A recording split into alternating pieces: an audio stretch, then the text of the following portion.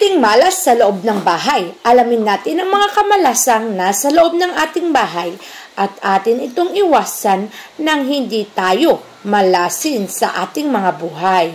Ang una sa listahan ay ang banyo na direktang nakatapat sa main door mo.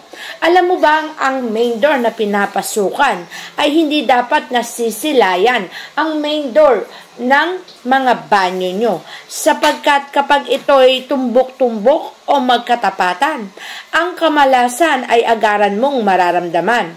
Pagpasok pa lang ng swerte, agaran din itong lalabas at mapaflash na parabagang ang bilis lang nawala. Kapag naman sa hagdanan, huwag kang maglalagay ng CR sa ilalim nito. Ang elemento ng tubig ay hindi dapat inilalagay sa ilalim ng hagdanan o napangingibabaw ng hagdanan. Ang tubig kasi ay pera. Water element ay money. Kapag ito ay napangibabawan ng hagdanan na laging tapakan, magiging mahirap para sa iyo ang pag-unlad at tagumpay. Kaya huwag mong hayaan mangyari ang bagay na to.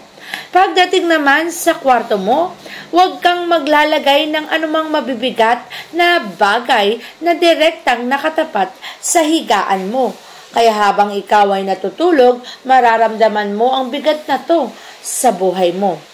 Kasi naman, kapag may mga mabigat na bagay habang ikaw ay natutulog, magre-replika to sa buhay mo. Magiging mabigat ang daloy at pasok ng kaperahan sa buhay mo.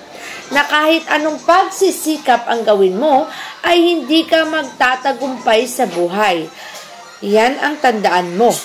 Ang mga bagay na sinasabi nating dumi sa loob ng tahanan ay alisin at tanggalin natin.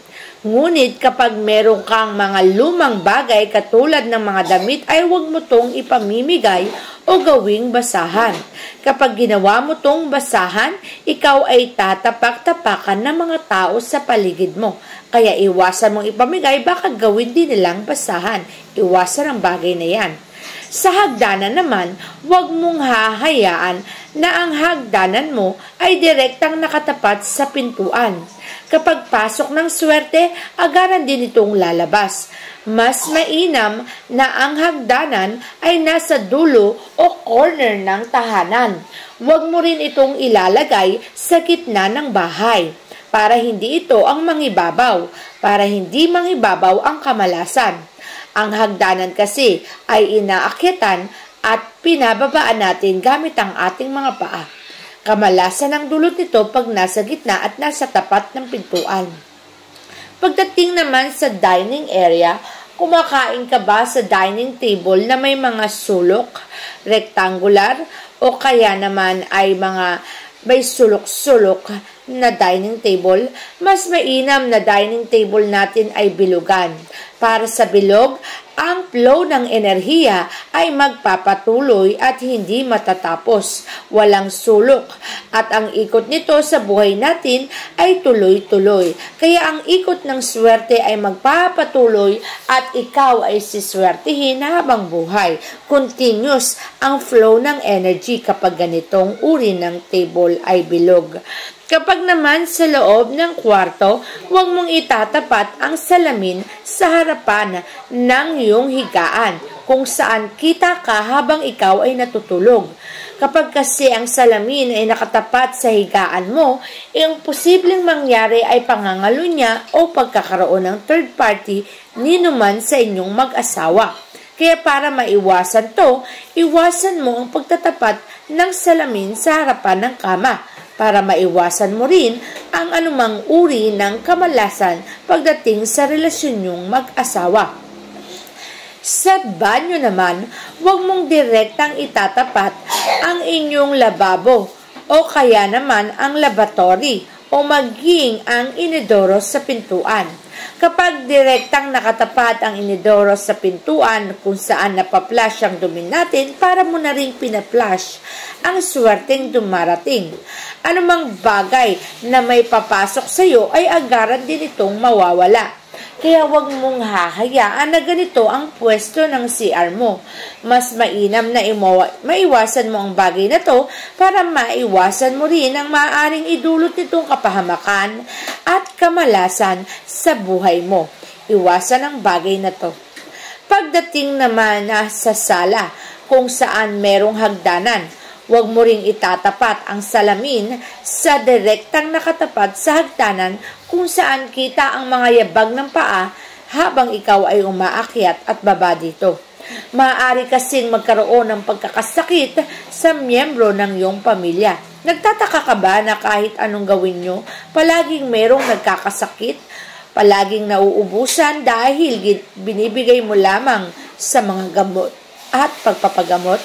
Yun ay dahil ang hagdanan mo ay direktang nakatapat sa salamin kaya palaging may sakit ang pamilya mo, kaya iwasan.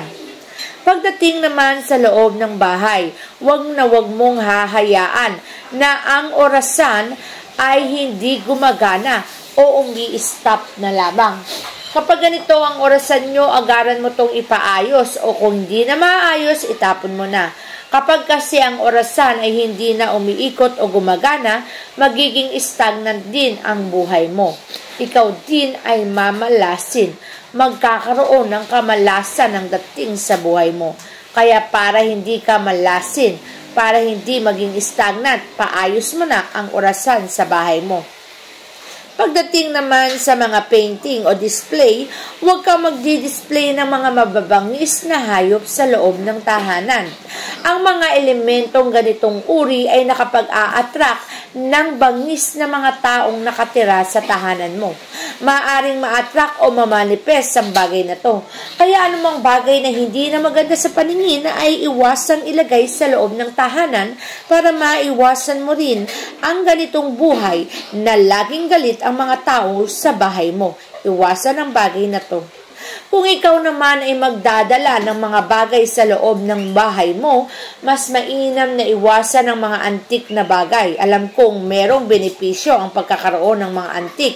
Ngunit alam mo ba kapag antik na ang bagay na yan, kinakapitan na yan ng mga espiritong ligaw. Lalo pa nga kung ang may-ari niyan ay ayaw yang hiwalayan. Sasama yan hanggang sa iyong tahanan. Kaya para hindi madala ang kamalasan, huwag nang maglagay sa bahay. Pagdating naman sa loob ng bahay ay iwasan po natin ang pagkakaroon ng mga dried plants o mga halaman na patay na, tuyo na, alisin na, at palitan na yan sa loob ng bahay. Kapag kasi ganito ang nasa tahanan mo, ay magkakaroon ka ng kamalasan dahil tuyo at dry na ang mga halaman na to. Magsisimulang danasin mo sa buhay mo ang kamalasan na talaga namang magbibigay sa iyo ng matinding kamalasan, kaya iwasan.